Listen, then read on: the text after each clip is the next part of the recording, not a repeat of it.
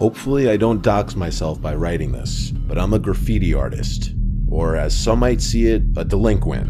I'm fine with either title. Point is, I like to spray paint and I'm decent with a can in my hand. The tagging community is atrocious. People aren't friendly and there's no respect between artists. Because of this, I've adopted a much more inconspicuous routine. I like tagging up quieter spots where my art likely won't be seen by other artists or the general public. Old train lines are usually a good bet since the train cars are endless and new trains get decommissioned and left to rot on them all the time. My friend Lucas likes to come with me when I tag up, even though he's not big into the whole thing himself. I welcome the company. Some people don't understand the importance of a good friend, and I think that's sad. Most of my other friends don't seem to respect my time or interests as much as he seems to. Lucas and I found ourselves smoking on some nameless set of old tracks I found earlier that day on Google Maps. I'm not a big stoner myself, but he smokes a lot of weed, so I often indulge to match his vibe. It wasn't that late, maybe a little past 10 p.m. We finished a J and talked as we walked alongside the old, rusty freight train. Oddly enough, there wasn't a single tag on the entire train. It must have been recently moved here, I thought, excited that I'd get first dibs on such a good surface. I tossed Lucas a can for him to mess around with, and I started doing my own thing. About 5 minutes later, I finished my first tag. I admired it for a bit before moving to the next car, then the next. About 15 minutes and 2 paint cans later, I had 3 decent tags up adjacent to one another, and I was pretty proud of myself for how they looked in combination with each other. Sorry in advance if this offends anyone, but I tend to discard my empty cans wherever they go dry. So I flung them back the way we had come, enjoying the satisfying clattering sound a ball bearing makes when bouncing around the inside of an empty can. I then caught up with Lucas, who had seemingly rolled and lit another joint, neglecting the paint I had given him. For context, the reason I'm not a big stoner is because I started getting unbearable anxiety highs much more frequently, maybe 90% of the time. In hindsight, smoking 2 J's with Lucas was a borderline detrimental decision. After all, we were doing something illegal, which was already pretty anxiety-inducing. I smoked the second joint anyway, confident that I'd be okay. As soon as the final sparks floated off the J, that's when we heard it. A muffled clang from somewhere behind us rang out into the night. The two of us froze and stared into the darkness. I could feel droplets of sweat forming around my neck as adrenaline began coursing through me. I couldn't tell if the sound had come from outside of the train or from inside one of the cars. It was hard to tell which option was worse. We waited for a full minute in silence, and nothing. That's when I whipped out my phone and recorded this video.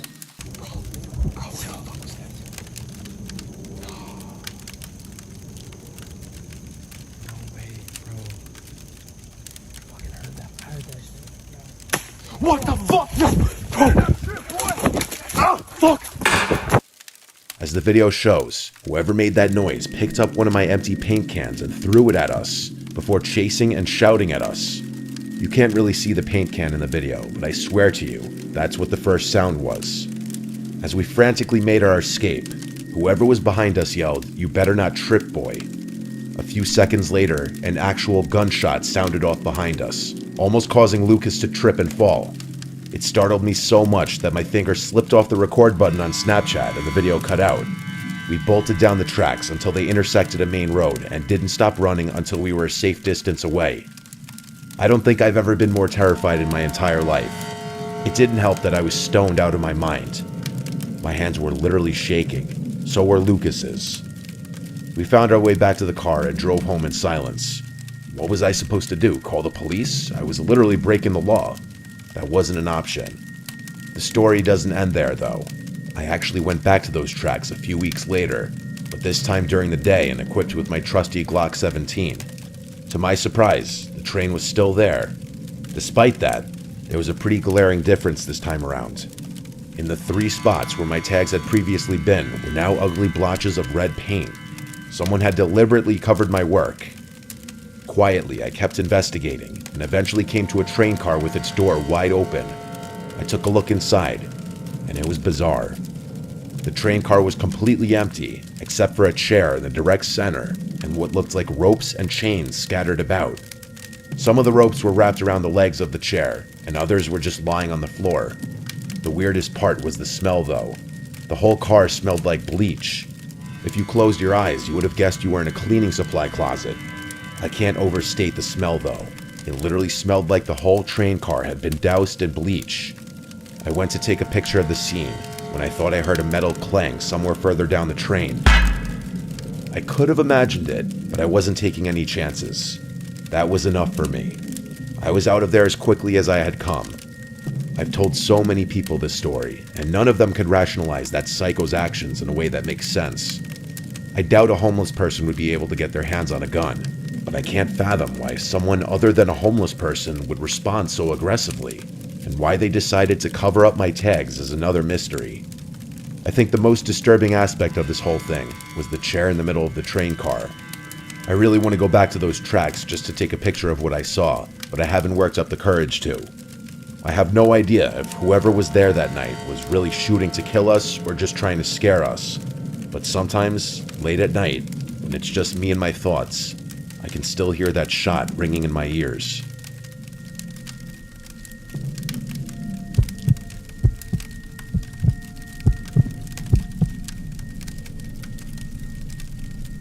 As I'm writing this, it's early July. This story took place at the beginning of summer. I usually try to hang around my college town or travel to Europe in the summer as a way to avoid going home, but that wasn't a possibility this time around. I found myself reluctantly returning home at the beginning of the summer. I just had to make it through 1 week, and then I'd be on a plane to Germany. I didn't really feel like seeing any of my old friends, but I wasn't too keen on staying home either, so I found myself waking up early and spending my entire days hiking, watching movies, or even just driving around aimlessly. It was my last day home. I was getting bored of the stuff I had been doing and wanted to do something a little more exciting. My friends and I used to train hop, one of the many unruly activities that I had since cut out of my life. I decided what the hell and drove to a secluded set of tracks I knew about. Freight trains always passed through here, so I knew there would be many options. The tracks were surrounded by trees and various flora, part of the reason I had chosen them. The last thing I needed was to be caught for doing an illegal activity after having been clean for so many years. I parked my car and made my way over to the tracks. Let me describe the layout so it's easy to understand. This specific set of tracks ran through the trees for a while before entering a tunnel. There was a very small clearing on the other side of the tunnel and then a massive bridge over the water. My friends and I used to ride the train all the way across the bridge, but since it was just me, I would have no way of getting back to my car unless I felt like walking 10 miles. So I decided that I'd hop on the train and take it through the tunnel, hop off, and get a peaceful walk back to my car. I walked along the tracks and waited for a train to pass. It was probably 2 or 3 in the afternoon.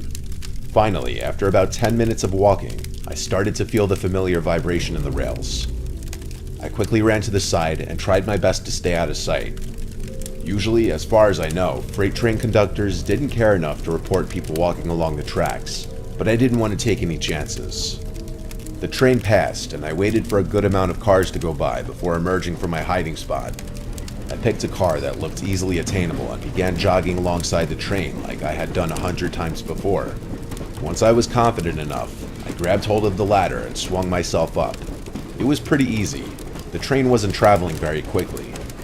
As my part of the train was about to enter the tunnel, I saw a strange flash of light from up ahead. I assumed it was a spark from the train or something, but truth be told, I had never seen anything like it before. I hoped there wasn't an errant wire or something dangerous in the tunnel, but it was too late to hop off.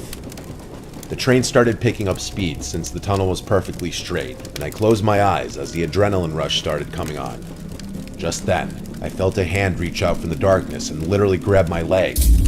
I lost my footing and nearly slipped, but my hands were firmly gripping the train.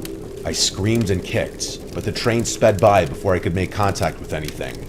Before I could even comprehend what just happened, I felt another hand slap against my leg. I screamed again before scrambling up the ladder, hopefully out of reach. My heart was racing. What the hell just happened? The train exited the tunnel, and I hopped off without thinking.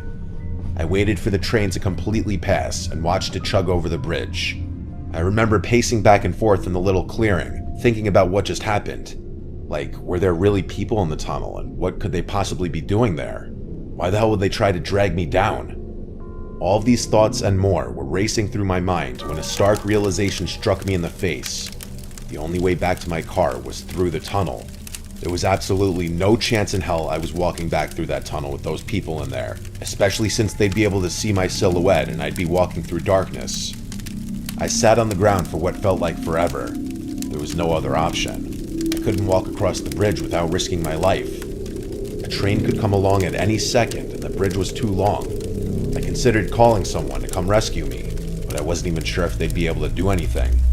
Police weren't an option. I was breaking the law just being here.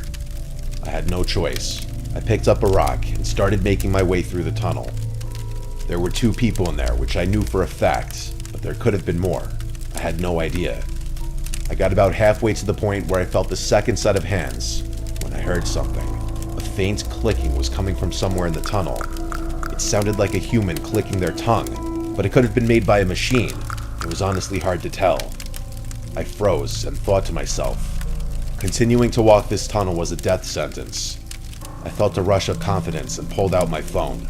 "You better stay back or I'll shoot," I threatened, my words echoing off the tunnel walls. There was a moment of silence. The clicking stopped as quickly as it had begun. I was obviously bluffing about having a gun, but I figured it was better to bluff than just walk in silence. I then pulled up a video on YouTube of a gunshot sound effect, turned up my phone's volume, and played it. It was honestly louder than I was expecting, and with the echo of the tunnel, I prayed to God that whoever was in there bought it. Without waiting another second, I sprinted full speed into the darkness, bracing myself for a fight. I didn't stop running until I had reached the other side. By some miracle, no one tried to grab me. After making it out of the tunnel, I looked back. There was another flash from deep in the tunnel. This time, though, it subsided long enough for me to clearly see 2 silhouettes standing on the tracks facing me. That was it for me. I turned to leave, but as I was jogging away, the nastiest screech I've ever heard emanated from the tunnel. It sounded barbaric, definitely human, but far from normal. I don't plan on ever train hopping again.